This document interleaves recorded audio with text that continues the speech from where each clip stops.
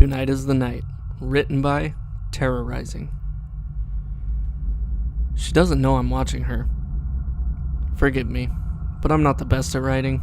This is actually the first thing I've really written since, well, high school 10 years ago. But tonight is the perfect night to end all of this. She's so beautiful, but she will not be missed. I know this because I know I'm not the first guy she's toyed with. I can't be, but I will be the last. With that smile and that look, I know she has driven many men mad. She wants me to look at her, maybe so she can beg for her life with her eyes, because I bet she can see the shotgun in my lap. I know damn well she can't beg or scream with her mouth. I almost feel bad. Maybe I can stop this now a different way.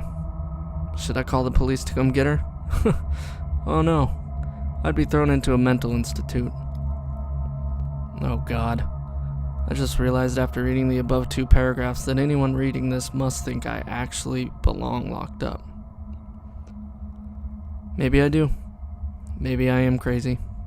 That doesn't matter now, because for the first time ever, she just did something I've never seen her do before. She took a step out of the closet. I've never seen her move from any corner before. It's been about a month since I've been seeing her. Every time I see her, she is peering from a corner at me. The first time I thought nothing was odd about it, so I approached her with the intention of saying hi and to flirt a little. When I got about 5 feet away from her, I said, "Hey." She quickly went back around the corner out of view. It took maybe 3 seconds to look around the corner, which led down an aisle at the grocery store. No one there. I thought that was pretty odd, but brushed it off until I saw her again at a different store a week later. This time, I was a ways away, but I shouted, "Hey, weren't you..." She vanished again. I thought maybe it's just someone playing a prank. Until about a week ago, when I walked into my apartment after work one night and flipped on the living room light. She was peering at me from the wall that leads into the kitchen.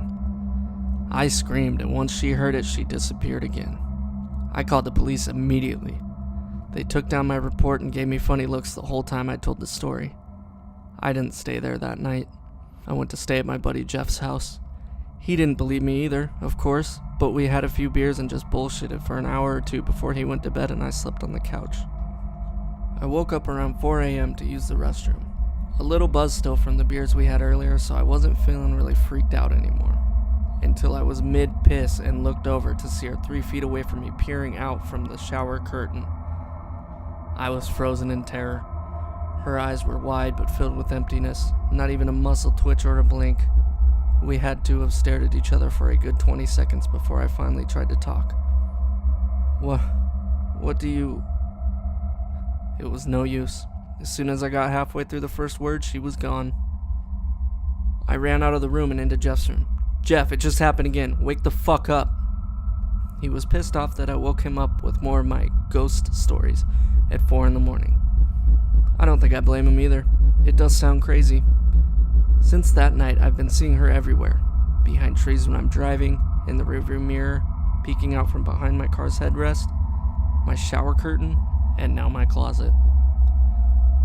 So if it's not harming me, why does it need to die, you ask? Well, I'm terrified. I can't function, I can't think, it's making my life a living hell. It doesn't know I'm watching it because my closet is behind me. I have 2 computer monitors at my desk, one of which is off. In the reflection, I can see it looking, well, now creeping up behind me. I do say it now because the part that was always hidden behind the walls is not female or male, not even human. It's going to take a long time to describe it, which I don't have a lot of anymore. I've put duct tape over my mouth so I don't accidentally let out unwanted sounds for it to run from. The shotgun is ready. It's getting closer. I'll post an update after I kill this thing.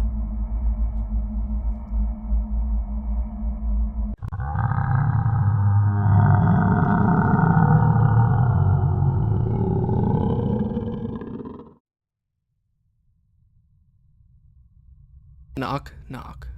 Posted by SoLonely200 on Reddit. Ever get the feeling you're about to do something really stupid? I did, as I reached for the doorknob after hearing someone knock on my door. A voice in the back of my head spoke, a voice I didn't recognize. "Whatever you do not open the door," it hissed. I pulled my hand back and looked out the peephole. I saw nothing, but I heard 3 more sharp knocks. I stepped back. "Don't believe your senses. Don't open the door," it said again. Something told me to listen. Dread filled my chest and knocking got louder and began pounding. I smelled something like rotten eggs. I almost gagged as the knocking continued. I grabbed a knife from my kitchen and sat down, eyes trained on the door. The knocking stopped. I breathed a sigh of relief, but then I heard the doorknob rattling. "Don't open it. No matter what, do not open the door," the voice said again. I finally replied. Who are you?" I asked aloud to no one in particular.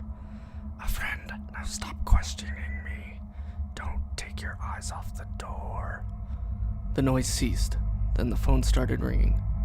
"Don't answer the phone," it directed.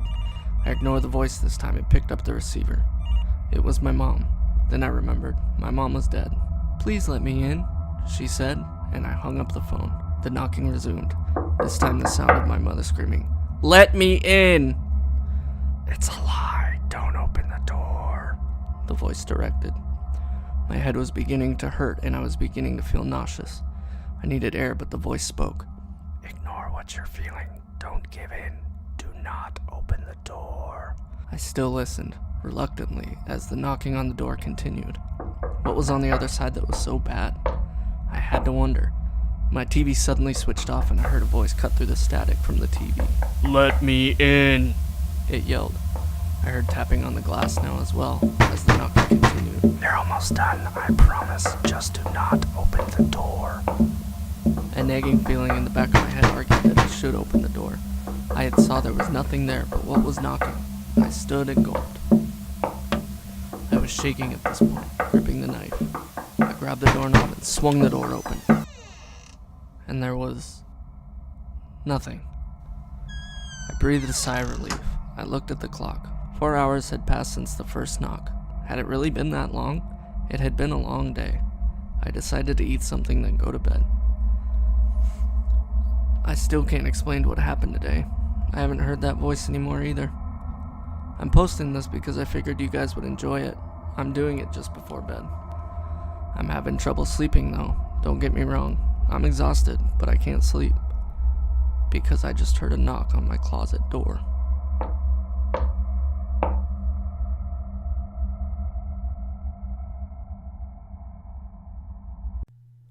Welcome back to Terror Trek. Hey there, I'm Death. Posted by Abastula on nosleep. As the title says, I am Death, and no, I don't have the old black robe anymore. I still have the scythe, but it's really just for show now. Us immortal beings change attires every few decades. My outfit, for example, is a slick black tuxedo. My first employer, Lucifer, has a blood red tuxedo with more than a few wine stains on it. And my second employer, God, has a blue flannel with khakis. My job is essentially the same as it used to be, though it has undergone some changes in the past. For example, I have workers now. Do you really expect me to be able to keep up with the vast quantities of deaths by myself? No. I have priorities. A wife to love, bills to pay, and dead people to send to the afterlife. Of course, Charlotte, the wife, doesn't know my official profession. Can't have my cover blown. She thinks that I'm a stockbroker. I could have chosen a better job, but stockbroker was the first thing to cross my mind when Charlotte asked on our first date last year. She believed me. We kept dating. I proposed. She said yes. The rest is history. Now you're probably thinking, why is the entity of death on Reddit? And I have an answer. I'm doing it simply because I can. This series is just going to be a log of my appointments. And who knows, maybe I can make a few internet friends in the process. I probably won't, but it's nice to think about. Appointment log 1. Employer, Mr. Christ. Time, 3:49 p.m. Tuesday, April 30th, 2018. Appointment with Gary Reinson at hospital. Gary's soul rises from his body, thinking he's alive. Enter death. Gary, woozy. Who are you? Me. Well, that's a fine how do you do. Gary. Hello, who are you? Me. Good enough. I'm Death. Gary. Sure you are. Can you get my family in here? Me. About that. You're dead. Gary, visibly irritated.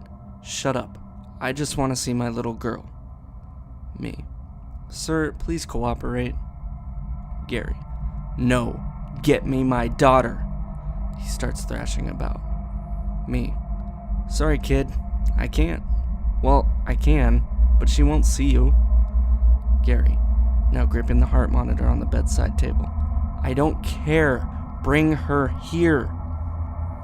Me, annoyed. Fine. I walk over to the bed and press the call nurse button. Nurse, out of breath from running down the hall. Is everything okay? Me, points to Gary's body. He wants to see his daughter. Nurse. Sir, you do know he's in a coma, right? Me. That's what I keep telling him. Nurse slowly leaves room. Gary. What? Me, pinching the bridge of my nose in frustration. You're dead. How hard is that to understand? Gary, with the look of pure dread on his face. How? I'm awake. He looks at the bed, realizing his body is still there. I take my opportunity to grab him by the back of the hospital gown and send him to the afterlife, wherever that may be. Now, I'm sure a lot of you think I'm a dick. Maybe I am. But in that report, I was having a long day and I was not having it. Anyways, if y'all want a new update, tell me. Thanks for reading. D.